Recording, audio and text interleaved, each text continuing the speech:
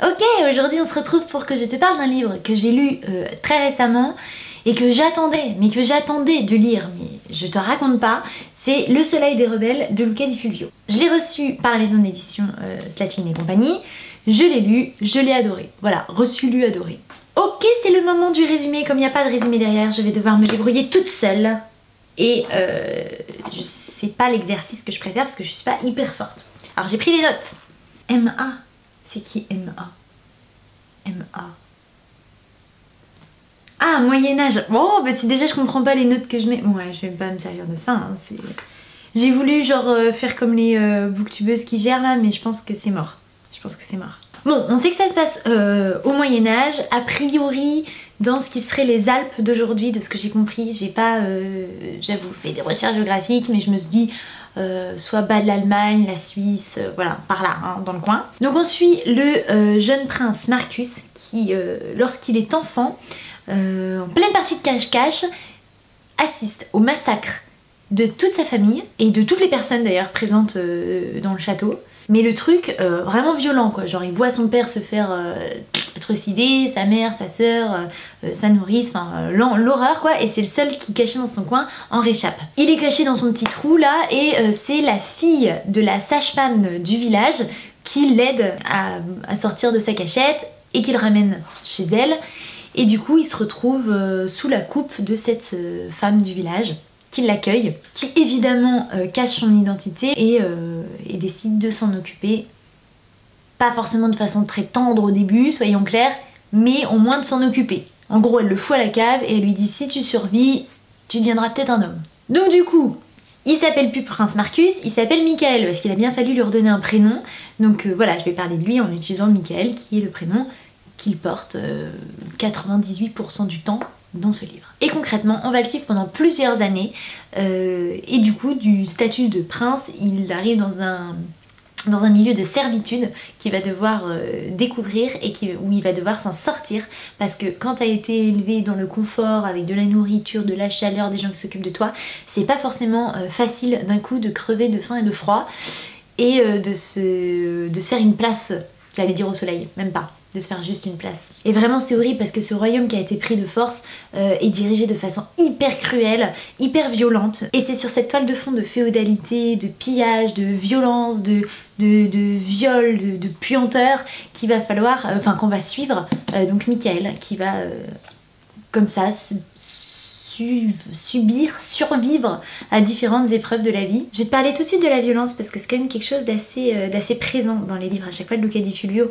Même si c'est pas là le cœur du livre, je pense que ce contexte historique donne encore plus de place à des possibilités de choses qui nous paraissent cruelles. Et assez paradoxalement, je l'ai moins mal vécu que dans Le Gang des Rêves, qui se passe dans les années 20 à New York.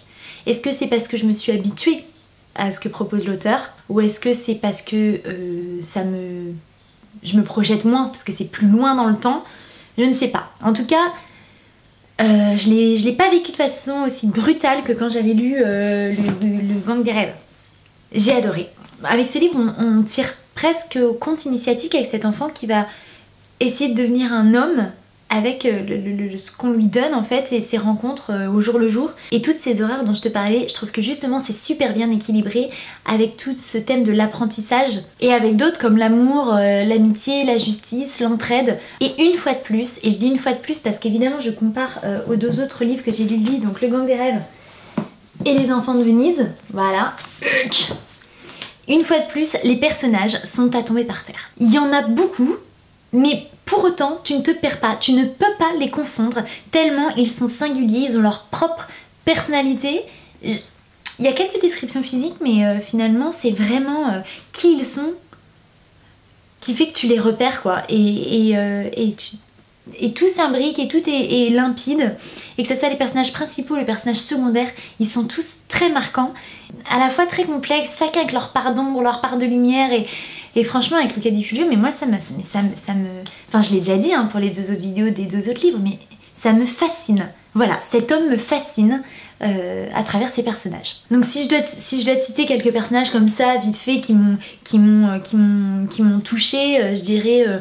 ce vieux sage qui vit un peu en ermite au fond de la forêt, ou alors cette villageoise qui a l'air timbrée, qu'on qualifie de folle, mais qui aurait a priori un petit peu le don de lire l'avenir, ou ce jeune homme qui, avide de sang et de pouvoir, est prêt à tout pour grimper l'échelle sociale. On a vraiment une fresque incroyable. Voilà, j'en ai l'impression que c'est mon livre et que je suis en train de le vendre, hein, mais non, mais j'ai tellement aimé.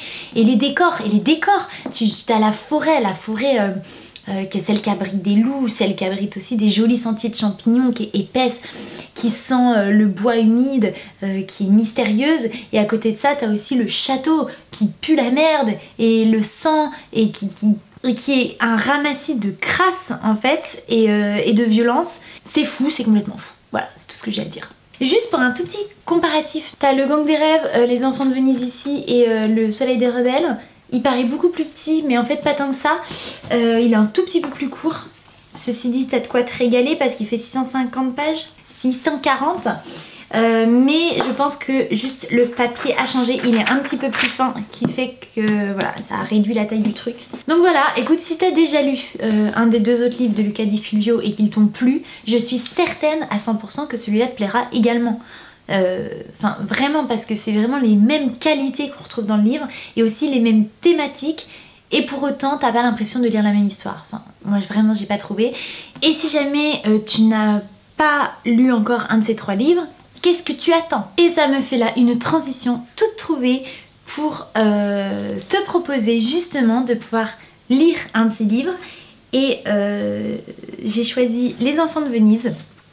J'en ai acheté 3 exemplaires chez Pocket pour que tu aies l'occasion de découvrir cette histoire. Comme je te l'ai dit, hein, que ce soit Le Gang des rêves, Les enfants de Venise, Le Soleil des rebelles, autant te dire que tout est de la bombe. Pour que tous les gens qui me suivent aient à peu près leur chance de participer, je me suis dit que j'allais en faire gagner un sur ma chaîne YouTube dans un formulaire qu'il y a juste en dessous, que tu as juste à remplir pour tenter ta chance. Je vais également en faire gagner un sur mon Instagram et un également sur ma page Facebook. C'est certainement là où il y a le moins de gens qui me suivent, mais je ne les oublie pas. Je sais qu'il y en a plusieurs qui m'ont dit qu'ils n'avaient pas de compte pour commenter sous mes vidéos et qui utilisent ce biais là.